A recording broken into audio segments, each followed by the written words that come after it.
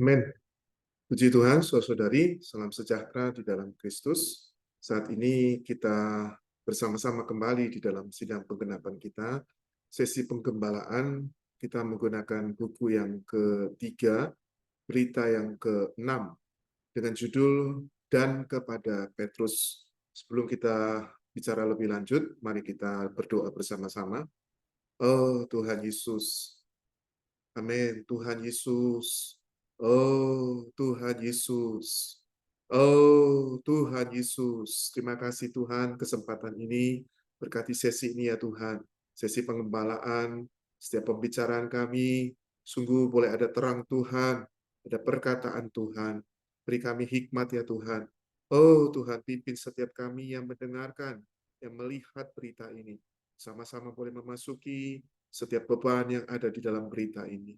Terima kasih Tuhan, atasi pekerjaan si jahat, singkirkanlah segala pekerjaan musuh. Dalam nama Tuhan Yesus kami berdoa. Amin.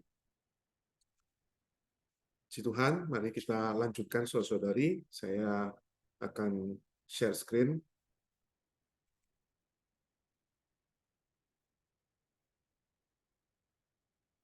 Ini adalah sesi pengembalaan menggunakan buku ketiga, berita yang ke-6, dengan judul Dan Kepada Petrus. Saudari, ada beberapa ayat yang akan kita baca. Kita lihat Matius 28 ayat 7, kita boleh baca bersama-sama. Segeralah pergi dan katakanlah kepada murid-muridnya bahwa ia telah bangkit dari antara orang mati. Ia mendahului kamu ke Galilea. Di sana kamu akan melihat dia. Sesungguhnya aku telah mengatakannya kepadamu. Lalu ayat selanjutnya di Markus 16 ayat 7, tetapi sekarang pergilah, katakanlah kepada murid-muridnya dan kepada Petrus, ia mendahului kamu ke Galilea. Di sana kamu akan melihat dia, seperti yang sudah dikatakannya kepada kamu. Amin. Saudari, dalam potongan berita ini, kita akan melihat berkaitan dengan pengalaman Petrus ketika dia menyangkal Tuhan. Saudari, kita bisa melihat bahwa pengalaman kita ini, pengalaman Petrus, khususnya ini juga berkaitan dengan kita. Karena seringkali pengalaman Petrus juga adalah pengalaman kita. Saudari, dalam Injil Markus ada catatan bahwa setelah kebangkitan Tuhan Yesus, seorang malaikat menyuruh beberapa perempuan memberitakan tentang kebangkitan Tuhan kepada murid-murid Tuhan. Dan ada kata-kata di bagian akhir disebutkan dan kepada Petrus. Seperti yang sudah kita baca tadi. Dan kepada Petrus, saudari. Perkataan ini sangat membuat kita ini terharu. Mengapa tidak dikatakan, katakanlah kepada Yohanes? Karena kita tahu bahwa Yohanes adalah murid kesayangan Tuhan. Atau mengapa tidak dikatakan, katakanlah kepada murid-muridnya dan kepada Thomas, misalnya. Nah, kita tahu Thomas itu adalah murid yang meragukan kebangkitan Tuhan. Tapi di sini, saudari, malaikat tersebut tidak secara khusus menyebut murid yang tersayang atau yang paling ada keperluan, tapi khusus menyebut nama Petrus. Mengapa demikian, saudari? Apa ada perbedaan Petrus dengan murid-murid yang lainnya? Kita ingat, 3 hari sebelum peristiwa ini di dalam firman Tuhan, Petrus telah berbuat dosa yang besar. Satu dosa yang membuat Tuhan Yesus tidak dapat mengakuinya di hadapan malaikat-malaikat Bapa.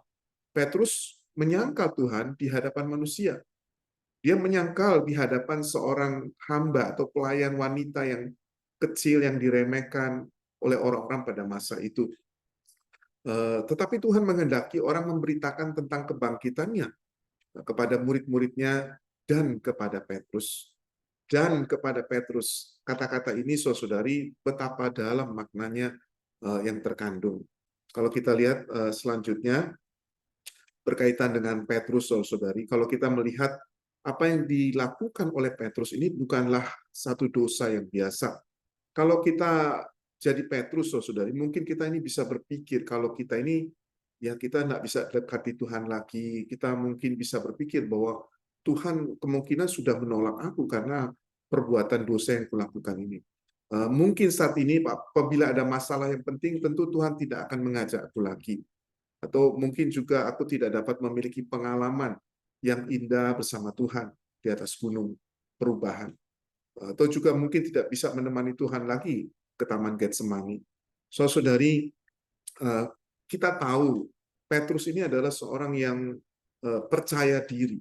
Suatu waktu dia pernah menyatakan kerelaannya untuk mati bagi Tuhan. Tapi Tuhan juga pernah berkata kepada Petrus, sebelum ayam berkokok 2 kali, engkau telah menyangkal aku 3 kali. Ketika Tuhan ditangkap dengan sebilah pedang, Petrus kemudian apa? Meletakkan telinga seorang hamba dari imam besar sampai putus. Petrus dengan gagah berani, saudara, dia maju menyerang. Semua ini menunjukkan bahwa Petrus ini adalah seorang yang punya kemampuan dalam alamiahnya, sangat kuat. Tapi saudari kita juga perlu melihat bahwa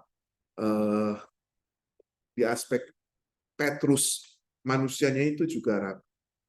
Petrus ini ternyata dapat jatuh. Petrus tidak jatuh di hadapan seorang imam besar yang punya kekuasaan yang besar, juga tidak jatuh di hadapan Pilatus yang punya otoritas, tapi Petrus jatuh hanya karena sebuah pertanyaan dari seorang pelayan yang rendah. Sekali dia menyangkal Tuhan, ada 2 kali dia menyangkal Tuhan. Bahkan akhirnya sampai mengutuki diri dan dia bersumpah menyangkal Tuhan. Petrus pernah mengaku, saudara, kalau kita ingat bahwa dia pernah mengakui bahwa Yesus itu adalah Kristus dan Yesus itu adalah anak Allah. Kalau kita ingat juga Petrus pernah berkata kepada Tuhan, Tuhan, perkataanmu adalah hidup yang kekal. Kepada siapa kami harus pergi? Tapi justru pada saat Petrus melihat Tuhan akan disalibkan, dia malah jatuh, saudara. Petrus telah melakukan satu dosa yang paling besar, yaitu apa? Yaitu menyangkal Tuhan. Walaupun Petrus telah meratap dan menyesal, namun Petrus tidak tahu bagaimana sikap Tuhan, bagaimana hati Tuhan terhadap dirinya. Seandainya, saudara, pada hari Petrus menyangkal Tuhan dan Tuhan tidak mengetahuinya, tentu mungkin akan lebih baik. Tapi justru pada saat Petrus menyangkal Tuhan, ada catatan bahwa Tuhan menoleh dan memandang Petrus. Ini menunjukkan bahwa Tuhan telah mengetahuinya. Apa yang dapat diperbuat sekarang? Petrus ada kekhawatiran, ada ketakutan untuk menghampiri Tuhan. Meskipun Tuhan mengasihi Petrus, tapi Petrus takut untuk menghampiri Tuhan. Karena apa? Karena ada satu dosa yang menyekat Petrus dengan Tuhan. Mungkin di dalam benak Petrus dia tidak akan bisa selama-lamanya mendekati Tuhan lagi. Tapi saudari, kita melihat bahwa Tuhan yang ada di dalam kebangkitan. Saudari, puji Tuhan, dalam kisah di atas ini, kisah Petrus, Tuhan ada di dalam kebangkitan. Ketika itu ada beberapa perempuan yang membawa satu kabar sukacita dan menyuruh memberitahukan kepada Petrus secara khusus. Meskipun Petrus, saudari, telah menyangkal Tuhan 3 kali, tapi Tuhan tidak menolak dia. Saudari, Tuhan tidak benci ataupun marah kepada Petrus. Apa yang menjadi kerinduan hati Tuhan tidak lain adalah dirinya atau diri Petrus. Tuhan tidak menyebut orang lain secara khusus. Hanya kepada Petrus, saudari. Nama Petrus yang disebut Tuhan dengan khusus. Seolah-olah Tuhan ini hanya ingat Petrus. Tapi puji Tuhan, kita perlu bersyukur kepada Tuhan. Kata-kata dan kepada Petrus. Dan kepada Petrus. Saudari, ini adalah satu kabar sukacita bagi Petrus dan tentunya bagi kita semua. Saudari, ini menjadi satu suara atau berita yang paling merdu di seluruh dunia. Berita yang paling ajaib, berita yang indah.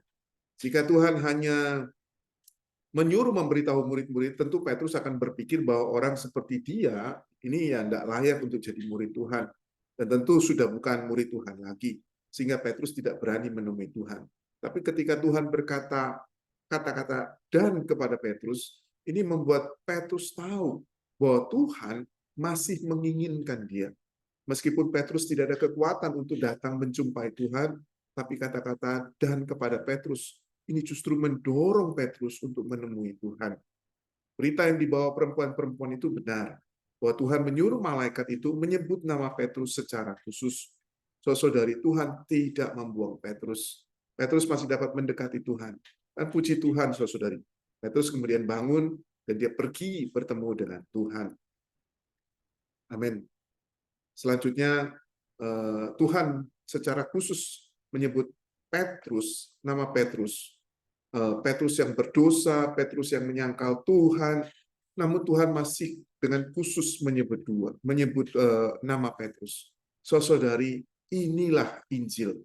Saudari, tahukah kita bahwa sekali Tuhan menyelamatkan kita, Dia akan menyelamatkan kita sampai kekekalan.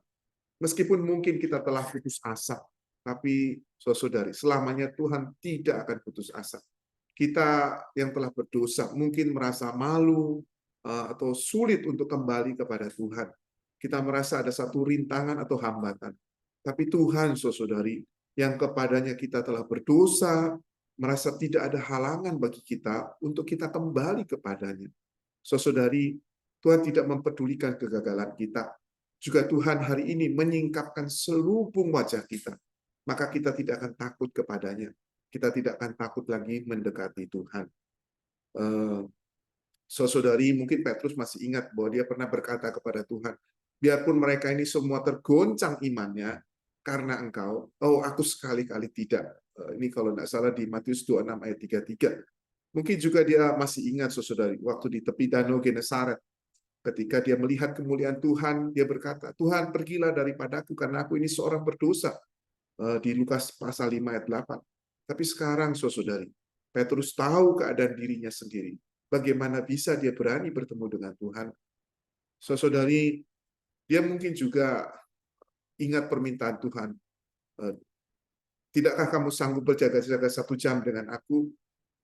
Mungkin dalam telinganya masih teringat akan perintah Tuhan. Berjaga-jagalah dan berdoalah. Supaya apa? Supaya kamu jangan jatuh ke dalam pencobaan di dalam Matius pasal 26. Akan tetapi, saudari, keadaan Petrus jauh berbeda dengan tuntutan Allah. Bagaimana bisa dia berani menghampiri Allah? Namun, saudari, Petrus akhirnya apa? Dia datang juga kepada Tuhan, menemui Tuhan. Oleh karena apa? Oleh karena ada perkataan dan kepada Petrus. Kata-kata ini, saudari, membuat Petrus ada satu keberanian untuk datang menghampiri Tuhan. Saudari, jika kita tahu artinya perkataan dan kepada Petrus ini, saudari, masihkah kita ini mau menjauhi Tuhan dan tidak kembali kepadanya? Saudari, kita tahu makna yang paling dalam dari perkataan dan kepada Petrus. Saudari, moga ini bisa membawa kita kembali kepada Tuhan. Dosa apapun, rintangan apapun, saudari, tetap membawa kita bisa kembali kepada Tuhan yang menginginkan kita. Di antara keempat Injil, saudari, ya, hanya Injil Markus lah yang mencatat peristiwa ini. Markus ini yang mencatatnya ya adalah seorang muda yang mengikuti Petrus dan belajar dari Petrus. Kita boleh mengatakan bahwa Injil Markus dikatakan oleh Petrus dan ditulis oleh Markus. Kalimat katakanlah kepada murid-muridnya dan kepada Petrus ini adalah khusus dicatat oleh Petrus. Mungkin perkataan ini tidak begitu penting untuk orang lain ya, tetapi sangat penting dan sangat menjamah hati Petrus. Seandainya itu dikatakan menggunakan nama kita, saudari, itu pasti akan menjamah kita. Ketika Roh Kudus, saudari, menuliskan Alkitab, khusus memperlihatkan kepada kita bahwa kata-kata yang tidak begitu penting bagi Matius, Lukas, atau Yohanes, tapi sangat penting dan tidak akan dilupakan bagi Petrus di dalam catatan Injil Markus ini. Dan kepada Petrus mempunyai makna khusus baginya. Setiap kali dia teringat kata-kata ini, sungguh sangat akan terasa manis. Saudari, ketika kita mengadakan pemecahan roti, kita ingat Tuhan, adakah di antara kita yang mungkin hatinya merasa takut kepada Allah, atau ada satu dosa mungkin yang menyekat kita dengan Allah. Kita mungkin bisa jadi sudah meratap atau menangis setelah bertobat, mengaku bahwa apa yang kita lakukan atau perbuat itu sangat tidak patut di hadapan Tuhan. Tapi beranikah kita datang kepada Tuhan? Oh, saudari, hari ini Tuhan akan datang mendekati kita. Mari saudari kita renungkan perkara ini, kisah ini. Karena kisah ini adalah satu kasih-Nya yang besar kepada kita. Dia rela tersalib demi kita. Eh, Apakah sekarang, saudara, Dia tidak mengasihi kita karena kita gagap, atau kita karena kita tersandung, lalu kita jatuh? Apakah berkurang kasih-Nya di atas salib yang mengasihi kita? Saudari, hari ini kita tidak mengasihinya, tidak mendekatinya. Kita mungkin tidak kembali kepadanya, itu mungkin sederhana. Tetapi saudari, menyuruh Tuhan tidak mengasihi kita, tidak mengasihi saya, atau melupakan kita, atau menolak kita, saudari, sangat-sangat tidak mungkin. 3 hari setelah kematian Tuhan, Petrus diam 1000 bahasa, karena dia telah jatuh. Tapi Tuhan tidak melupakannya. Sebab itu, jika kita tidak punya kekuatan untuk datang kepada Tuhan, asal saudari kita mau percaya kepada firman-Nya, saudari, Tuhan akan segera. Tuhan akan memberikan kekuatan kepada kita untuk datang kepadanya. Saudari, Anda jatuh, maka Tuhan kita, Dia akan membangunkan kita. Meskipun saudari, seolah-olah kita ini sudah tidak dapat kembali mendekati Tuhan, tapi jika di dalam iman kita boleh ingat perkataan Tuhan, khususnya perkataan yang tadi ya, dan kepada Petrus, saudari, maka kita perlu mendekatinya. Ketika kita ingin menghampiri Tuhan, seolah-olah ada jarak yang tidak terjangkau, kita mungkin merasa tidak ada tenaga untuk menghampirinya, maka ingatlah perkataan dan kepada Petrus. Frase yang sederhana, mungkin tidak berarti bagi orang lain, tapi bagi kita, saudari, mungkin sangat berarti. Petrus yang jatuh, saudari, itulah yang paling diingat oleh Tuhan. Meskipun Petrus tidak berani datang kepada Tuhan, tapi hati Tuhan telah menarik dia, sehingga dia tidak berani menyembunyikan diri dari Tuhan. Semoga, saudari, hari ini kita tidak salah paham terhadap hati Tuhan. Kita mendengar suaranya yang mengatakan dan kepada Petrus, maka saudari, kita harus tahu bahwa Tuhan tidak membuang kita, Tuhan tidak membuang Petrus, Tuhan juga tidak membuang Anda, juga kita. Dan kepada Petrus juga berarti apa?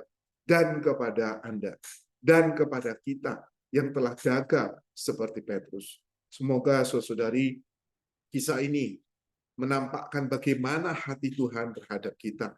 Jika kita nampak hati Tuhan, maka saudari, kita tidak bisa tidak berlari kepada Tuhan. Semoga Tuhan belas kasihani kita. Saya sampai di sini, mari kita sekali lagi berdoa bersama-sama. Oh Tuhan Yesus, Tuhan Yesus, terima kasih Tuhan. Oh Tuhan, kisah ini menampakkan kepada kami betapa hati Tuhan yang mendambakan kami kembali kepadamu. Tuhan Yesus, seberapa dalam kami jatuh, Engkau tetap terbuka, Engkau tetap menerima kami. Tuhan, dapatkan kami ya Tuhan, mengakui segala dosa dan pelanggaran kami, berpaling kembali kepada Tuhan. Kuduskanlah setiap kami ya Tuhan. Saudari, domba yang kami gembalakan, Tuhan, membawa kami boleh maju bersama-sama. Kami tahu hati Tuhan. Oh Tuhan Yesus, terima kasih untuk kesempatan sesi ini. Berkati kami semua di sini. Dalam nama Tuhan Yesus, kami berdoa. Amin. Puji Tuhan, saudari, kita sampai di sini untuk sesi berita ini. Amin.